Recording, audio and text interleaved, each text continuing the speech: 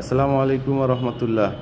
Dear audience, আজকেও দেখাচ্ছি যে পৌরসভার ড্রেনেজ এগুলো তৈরি করা হয় মূলত শহরের মাঝখান দিয়ে এবং মাটির নিচ দিয়ে শহরে জমে থাকা বৃষ্টির পানি এবং বিভিন্ন বাসাবাড়ির পানির লাইন যদি দেয়া থাকে, তো সব ধরনের পানিগুলো এই ড্রেনেজের মাধ্যমে একটা নির্দিষ্ট দূরত্বে, যেমন ছোটোখাটো নদী, খাল, বিল, দোলাবাড়িতে গিয়ে যেন পানিগুলো পড়ে, এতে শহর ঝকঝকে থাকবে। তো এটা এর উদ্দেশ্যে কর্পোরেশন এই ড্রেনেজগুলো তৈরি করে থাকে। কিন্তু আমাদের সাধারণ মানুষরা আমরাই অসচেতন, প্রচুর পরিমাণে প্লাস্টিক, বোতল এবং ময়লা ফেলি এই ড্রেনেজের মধ্যে।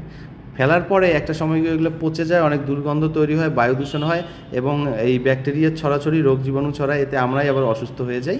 এবং এগুলো যখন এই ড্রেনেজগুলো ভর্তি হয় তখন কর্পোরেশন এসে ঠিক এইভাবে তুলে এই ড্রেনেজের উপরে এই এক সাইডে রেখে যায়।